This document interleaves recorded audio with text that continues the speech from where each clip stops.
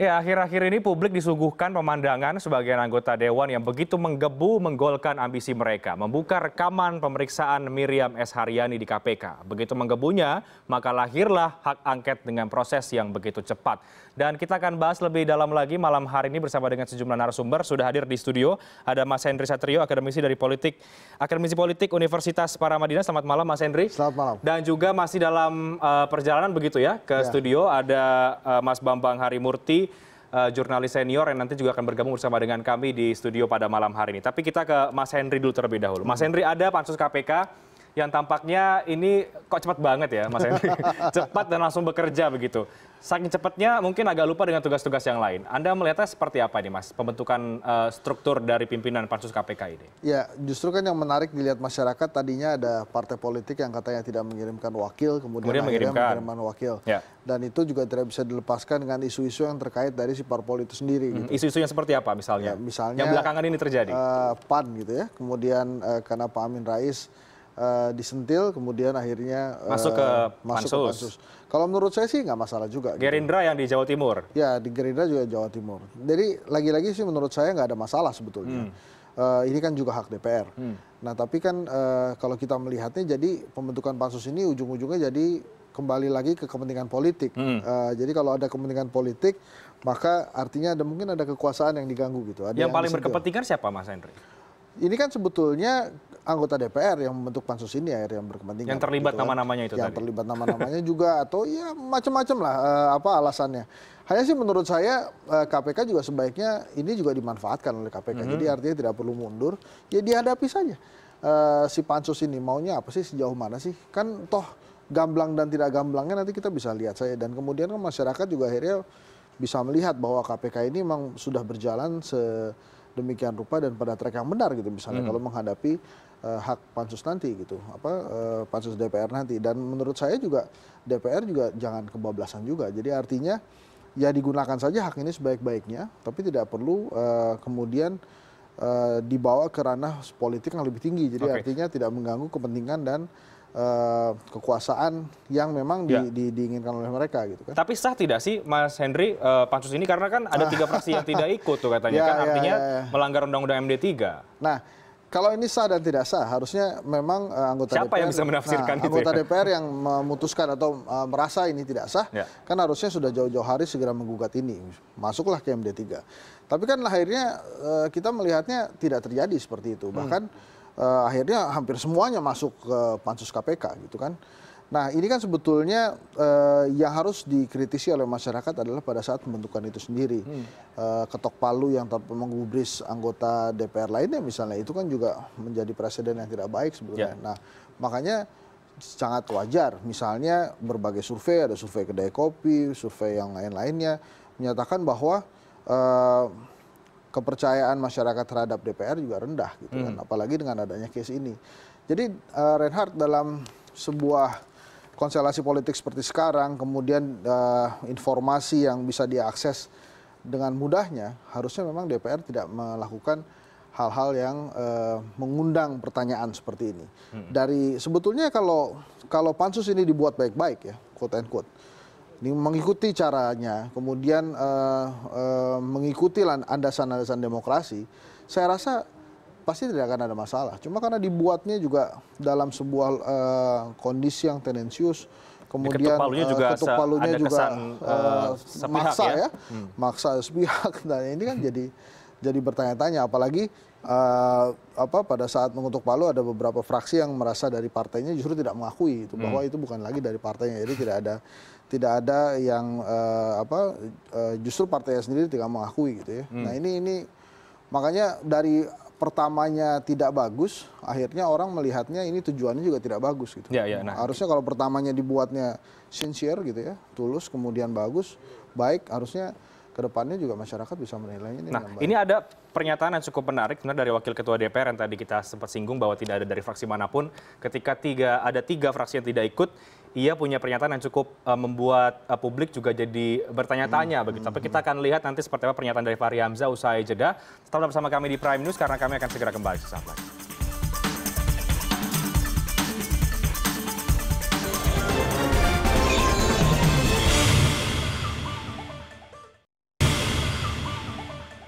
Anda kembali di Prime News Akhir Pekan dan sudah hadir bersama dengan kami di studio Mas Bambang Harimurti, jurnalis senior yang tadi juga sempat kita singgung sejak awal, dan juga masih bersama dengan Mas Henry Satrio, akademisi politik dari Universitas Paramadina. Mas Bambang, kita bahas mengenai pansus dari KPK yang sudah dibentuk begitu ya dengan 4 pimpinan fraksi. Tadi sudah kita diskusikan juga dengan Mas Henry sedikit saja dari pembahasan ini.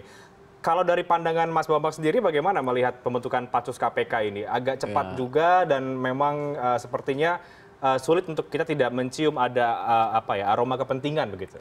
Ya, karena menurut saya memang ini kan bukan masalah politik besar ya, tapi ini masalah kepentingan beberapa oknum pimpinan DPR yang terancam oleh KPK. Dan buat mereka ini tentu ancaman eksistensial ya, bisa to be or not to be. Dan kebetulan kita juga tahu bahwa sebagian dari elit di DPR yang terancam KPK ini kan uangnya dinyatakan tidak berseri. Dan kita tahu bahwa uang itu di DPR masih bicara. Sehingga ya menurut saya ini politik uang aja sebetulnya. Politik uang siapa yang paling berkepentingan? Ya, jadi orang yang terancam oleh KPK. Kalau istilah kasarnya, ini kan banyak koruptor fight back. Ya? Ini kan banyak kemarin yang disebut-sebut dalam dakwaan kan banyak ya di DPR banyak. ini. Ya banyak sekali, karena ini kan menyangkut praktek yang selama ini berlangsung dan menjadi rejeki yang normal bagi banyak anggota DPR. Jadi banyak rejeki yang hilang gitu. Yang harusnya tidak normal menjadi normal. Ya, bahwa kehadiran KPK ini membuat mereka susah lah katakan. Oleh karena itu kalau ada kesempatan untuk menyerang KPK, nah kebetulan sekarang ada kesempatan. Nah kalau dua fraksi yang tiba-tiba kemudian bergabung, tadi Mas Henry sempat singgung ya itu kan karena kemudian ada anggotanya juga yang sekarang lagi kena disentil oleh KPK. Anda setuju nggak? Ya kalau saya sih secara sinis lah katakan ya. Ini mau lebaran semua orang perlu THR itu gitu. Kayaknya lebih karena begitulah, bukan soal terlalu pelik-pelik lah gitu ya. Dan menyedihkan sebetulnya. THR nih Mas. Jadi emang jadi kalau itu kelihatannya DPR-nya indikatornya masih THR sekarang. Ya saya kira ini kita nggak usah lihat dari kacamata politik nih. Ini kacamata dari sekelompok orang yang menggunakan kekuasaannya biasa dapat duit banyak. Sekarang terancam dengan KPK. Nah kebetulan mereka kekuasaannya di DPR, ya mereka menggunakan segala alat kekuasaan di DPR, salah satunya adalah hak angket. Berarti 3 fraksi yang lain tidak terancam dong? Saya rasa kalau politik uang nih semua partai kena. Nah kalau yang 3 ini bagaimana? Ya saya kira ada Demokrat ya, ada PKS, ada PKB yang masih tanda tanya sebenarnya. Ya sebetulnya kan begini, kalau kita menjadi dalang yang ngeluarin uang ya, kan nggak harus 100%. Kalau ngeluarin 70 udah jalan, untuk apa ngeluarin 100? Orang yang ngelola uang ini kan punya pikiran bisnis juga gitu loh. Mungkin aja, mungkin juga ada yang punya idealisme atau paling tidak ya belum cocok lah. Transaksinya ya. Oke, nah ini di tengah Mas Henry dan juga Mas Bambang, di tengah perkembangan pansus ini, tadi kita sudah bahas sedikit ya mengenai bagaimana keabsahan dari pansus ketika dibuat dengan tidak baik tadi kalau kata Mas Henry katakan. Cacat hukum begitu, cacat secara administrasi, diduga melanggar Undang-Undang MD3. Anda sepakat dengan hal itu Mas Bambang? Saya setuju sekali karena itu jelas sih di MD3-nya ya. Karena ini cacat hukum dipaksakan, oleh karena itu kalau menurut saya sih KPK nggak usah datang ya ke acara ini. Kalau mereka misalnya menggunakan undang-undang bahwa ini adalah contempt of DPR, ya nggak apa-apa, biar pengadilan yang memutuskan. Tapi kalau nggak datang ntar katanya dipanggil paksa kalau udah 3 kali. Ya nggak apa-apa, kan ada alasannya. Dan KPK saya kira bisa minta ke Mahkamah Konstitusi kalau perlu. Oke, baik, kita coba dengarkan dulu bagaimana pernyataan Wakil Ketua DPR Fahri Hamzah terkait dengan pansus KPK ini yang memang tidak diikuti atau ada 3 fraksi yang tidak mengirimkan perwakilannya ke dalam panitia khusus atau pansus hak angket KPK. Saya ingin menanyakan kepada seluruh anggota, apakah usul menggunakan hak angket terhadap pelaksanaan tugas dan kewenangan Komisi Pemberantasan Korupsi yang diatur dalam Undang-Undang Nomor 30 Tahun 2002 tentang Komisi Pemberantasan Tindak Pidana Korupsi dapat disetujui menjadi hak angket DPR RI? Setuju? Izin pimpinan. Terima kasih. Baik, kita kira sudah kita simpulkan, kita menggunakan hak angket. Terima kasih teman-teman. Oh, ini yang pertama yang terkait dengan pengetokan palu dari Fahri Hamzah yang banyak mendapatkan kritikan juga karena dinilai ini merupakan keputusan yang sepihak. Ya. Bagaimana nih Mas Bambang dan juga Mas Henry? Penyalahgunaan kekuasaan memegang palu ini kalau menurut saya. Penyalahgunaan palu lah. Ya, penyalahgunaan palu, dan menurut saya kan ini sudah terang benderang ya ke masyarakat. Jadi ya sudah nggak usah cuekin aja lah Fahri Hamzah itu kalau menurut saya. Ya. Gimana Mas Henry? Ya itu sih saya makanya setuju juga kan, kasihan juga Palunya ya. Palunya kan juga punya hak asasi. Gitu. Dia nggak bisa dipergunakan sebagaimana sewenang-wenang seperti itu gitu. Tapi saya agak ini sedikit Mas Bambang. Kalau menurut saya sih KPK hadapi aja itu. Kita lihat aja dramanya mau sampai mana sih. Gitu kan. Ini kan kalau tadi kita di offer mengatakan kita bahas bahwa DPR dibunuh diri, ya sekalian aja kita lihat kematiannya gitu. Nggak maksud saya dengan dagelan yang ada, kemudian kesemenang-menangan dari ketua DPR, pimpinan DPR pada saat memutuskan itu, kan kelihatan masyarakat juga bisa menilai ini tidak baik gitu.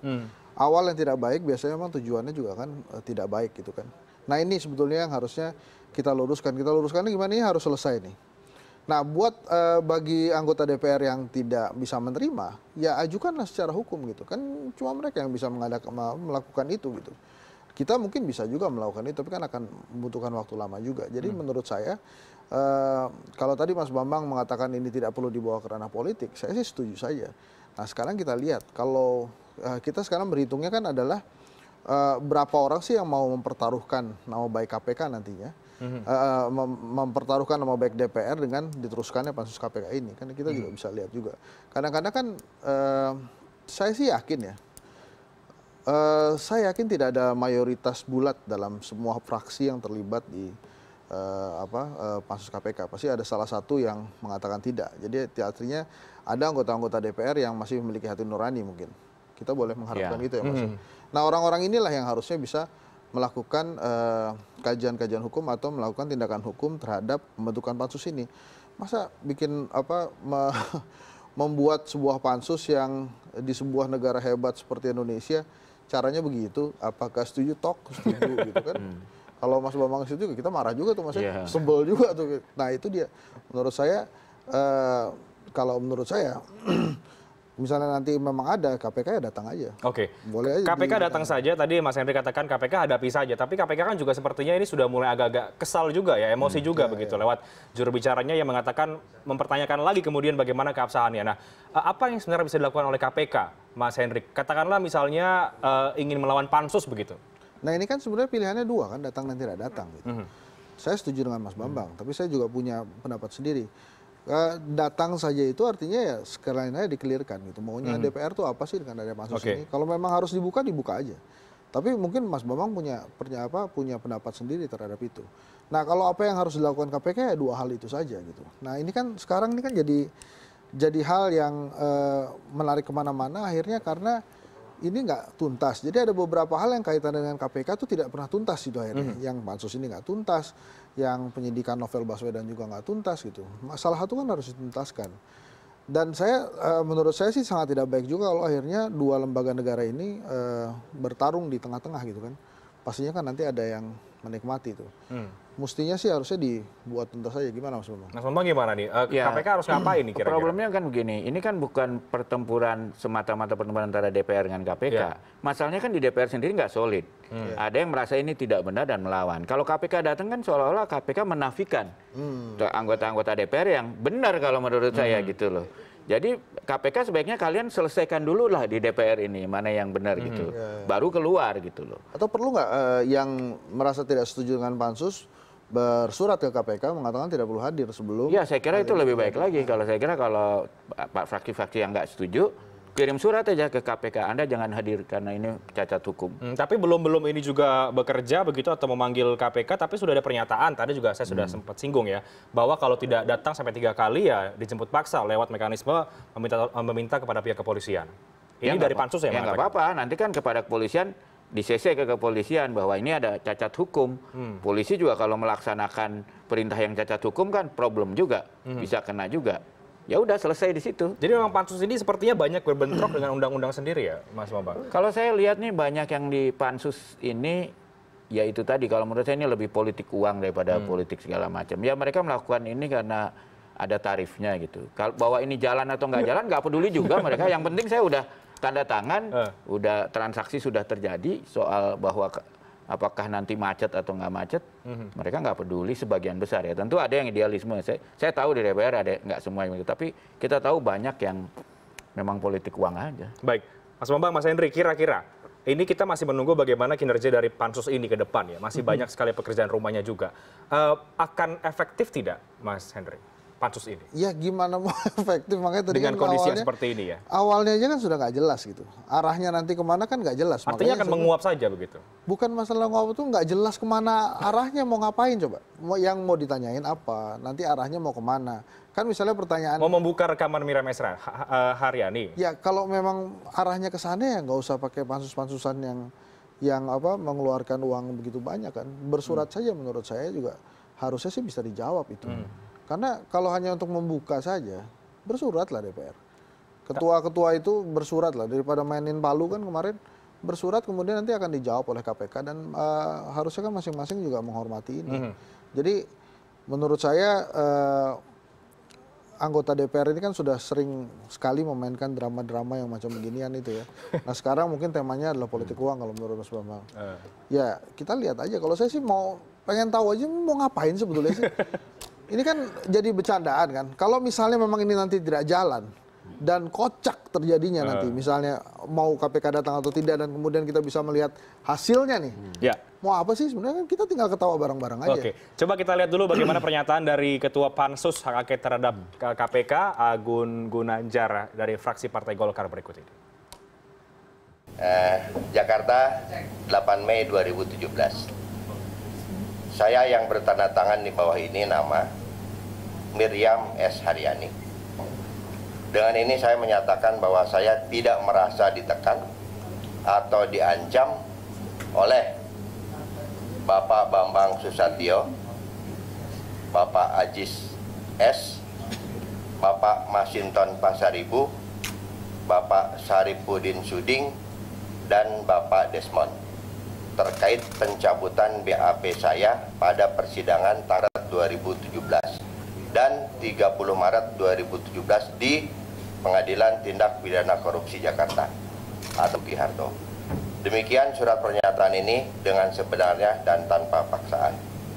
Ditandatangani bermeterai Rp6.000 Miriam S. Haryani.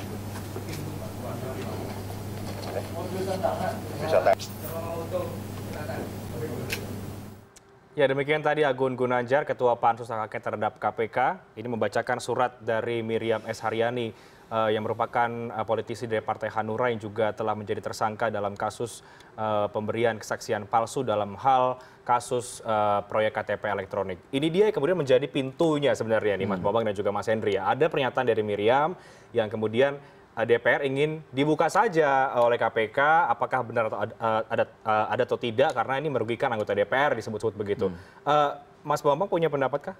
Ya kalau menurut saya kalau tujuannya sekedar pengen tahu persisnya seperti apa, tunggu aja di sidang pengadilan. Nanti pengacaranya Miriam bisa minta itu dibuka, kan selesai. Ini kan bukan, ini kan ada tujuan lain. Dan kalau kita lihat ketuanya dan sebagainya, ini kan nama-nama yang disebutkan ada aliran dana. Ya, betul. Ini sendiri ada benturan kepentingan. Mestinya kalau DPR itu tahu etika, semua orang-orang yang disebut namanya di situ tidak ikut Jangan di masuk situ. begitu ya? Harus dikeluarkan. Ini aja kan udah menunjukkan itikat yang tidak baik. Jadi akan kemana kira-kira ujung dari pansus ini nanti ke depan? Kalau menurut saya ini adu kuat aja, ini premanisme aja kalau menurut saya sih. Premanisme politik lah artinya ya. Dan saya kira KPK sih, kalau saya tetap berpendapat KPK harus menghormati anggota DPR yang tidak setuju dan menganggap ini cacat hukum. Jadi KPK harus menyatakan, tolong DPR selesaikan dulu internal kalian. Kalau perlu ambil pihak ketiga, apakah Mahkamah Konstitusi atau Mahkamah Agung menyatakan ini benar atau enggak. Kalau itu udah benar baru kita bisa bersikap. Sebelum itu enggak dong. Kami harus menghormati juga teman-teman DPR yang mengatakan bahwa ini cacat hukum. Nah, terkait dengan kemudian pernyataan dari katakanlah dari Febri Diansah begitu juru bicara KPK. Terakhir kemudian pansus ini juga bisa dikatakan menyerang Febri Diansah sebagai personal dan juga sebagai bagian dari KPK dengan mengatakan misalnya bahwa harusnya KPK ataupun Febri Diansah tidak punya wewenang untuk bisa menafsirkan undang-undang gini Mas Bambang. Iya, mereka kan dipanggil. Karena dia hanya menjalankan pelaksanaan undang-undang begitu. Iya, tapi kan dia bukan orang yang buta, tidak melihat bahwa di DPR sendiri ada masalah gitu loh. Sehingga kalau ada masalah kan kita nggak mau terlibat dalam pertengkaran di dalam institusi lain. Tolong selesaikan dulu itu pertengkarannya. Kan sama nih, kalau misalnya dipanggil, katakan dari satu partai politik pecah, 2. Yang satu manggil, yang satu bilang jangan panggil. Kan bingung kita begitu. Kan kita akan bilang selesaikan dulu internal DPR ini.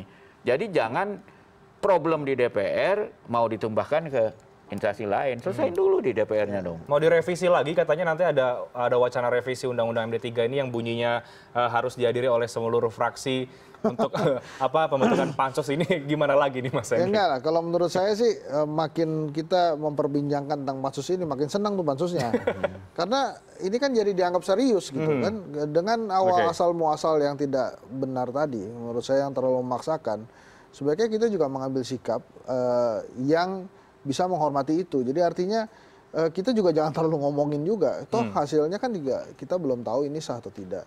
Dan memang harusnya kita justru mendorong supaya anggota-anggota DPR yang masih punya hati nurani, kemudian yang merasa bahwa pansus DPR atau pansus KPK ini tidak perlu, ya melakukan sesuatu gitu. Entah itu bersurat kah, atau menginisiasi ke MKD kah, atau kemudian kunjungan kah ke pemimpin KPK, atau mereka duluan panggil kah, atau kasih apalah gitu, sehingga ini tuh jadi memang terlihat ada dua kubu gitu. Nah ini kan enggak kan, ini ada kubu yang setuju, terus yang satu lagi sendiri-sendiri bilang kita nggak kirim, sorry kita nggak kirim gitu kan. Ini kan ya tidak absah berarti kalau tidak dikirim saya, gitu. kalau nggak kirim lu ngapain gitu habis itu. Kan kalian di sana kan juga dipilih rakyat, ya bersikap dong. Masa kita pokoknya nggak pilih ya. Kesannya jadi belum cocok nih harganya ya. Terakhir untuk topik ini, apa yang Anda ingin katakan untuk pansus ini ke depan seperti apa, dan masyarakat harus bagaimana sih melihat ini? Ya kalau saya pikir gini, ini kan kita melihat DPR itu wakil rakyat ya. Kita melihat sebagian wakil rakyat kok kelakuannya tidak betul. Ya kita sebagai rakyat, kalau perlu ya kita harus bersikap. Kita kan bilang, ini saya nggak mau wakil rakyat saya seperti ini. Jadi saya pikir mungkin perlu ada penggalangan. Misalnya siapa sih lagi, pentolan yang DPR yang situ. Misalnya wilayah pemilihannya mana sih? Kita mintalah masyarakat di pemilihannya itu tulis surat ke anggota DPR-nya. Saya nggak milih kamu untuk melakukan ini. Tarik. Gitu ya. Supaya legitimasi mereka sebagai wakil rakyat hancur.